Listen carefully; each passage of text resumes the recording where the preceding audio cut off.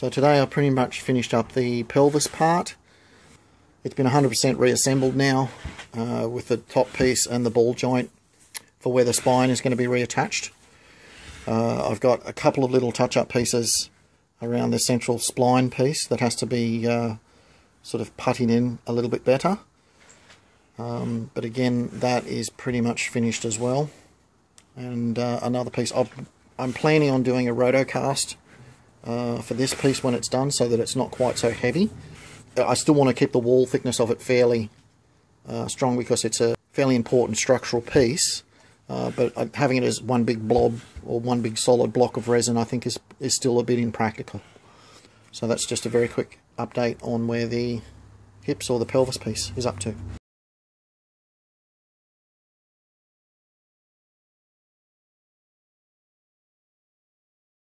These mini springs made is to act two different tensions of wire.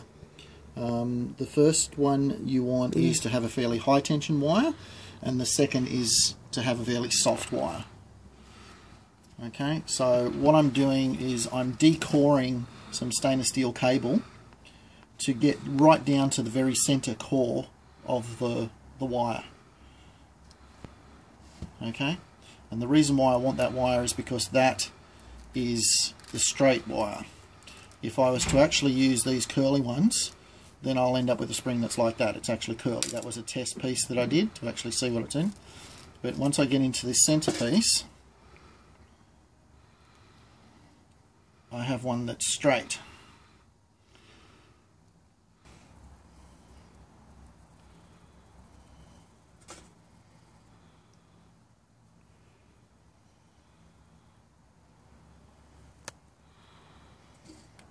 The effort is basically all about getting that central wire out. One, because it's straight, and two, because it's high tensile, or it's not going to bend very easily. My wife says that I have to tell you that this has got to do with years of metalwork experience, and it might not be something that people will just jump into and do, but I think if you follow these instructions fairly well, you'll pick it up. The disclaimer is, if you really need me to do it, let me know and I'll do it for you. Okay, so we're down to the last two pieces here, and you can see that that mother wire, which is the wire that that entire cable is made from, that's where they start with, and that's the straight wire that we need. Now, if you could go out and buy a piece of wire like that, then great, but the likelihood is that you're not going to find a piece that has the tensile strength that we need to achieve what we're trying to do.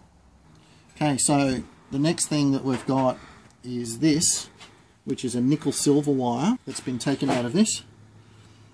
Okay, so I've just stripped the insulation off that wire, which gives me that nickel silver wire.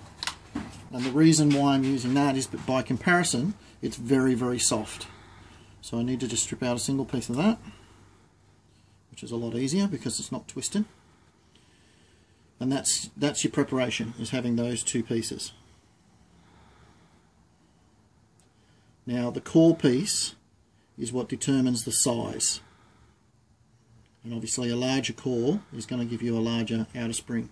The other thing that I'd recommend with this is that you obviously have to calculate the length that you need. This is only going to make up probably 5 or 6 centimeters.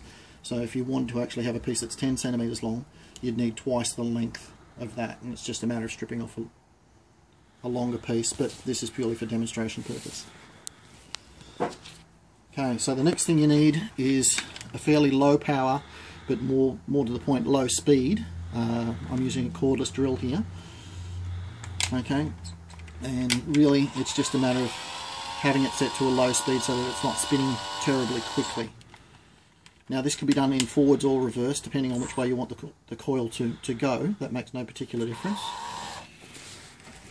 So the first thing I'm going to do is put the guide wire or the core wire into the center. I'm just going to tighten that up so that that can't pull out. From there, the principle is pretty much the same as with the other one, where we tuck that down the side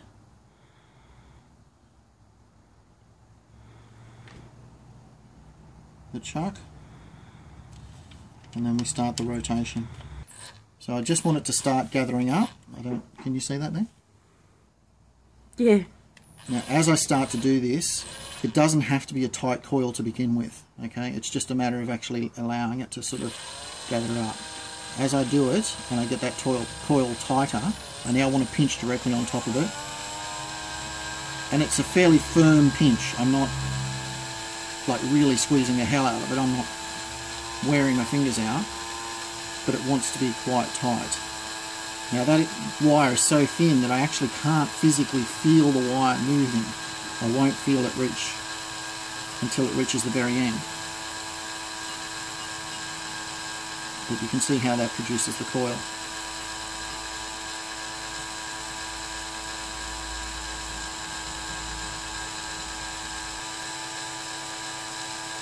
You might be able to see that wire creeping in there across the palm of my hand.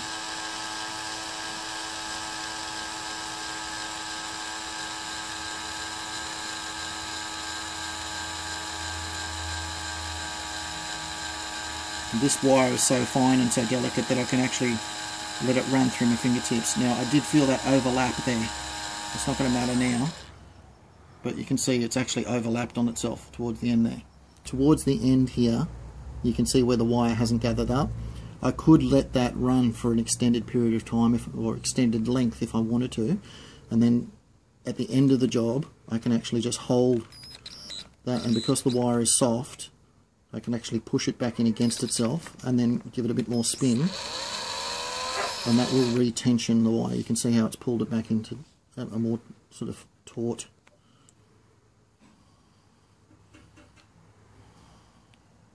And that's the principle.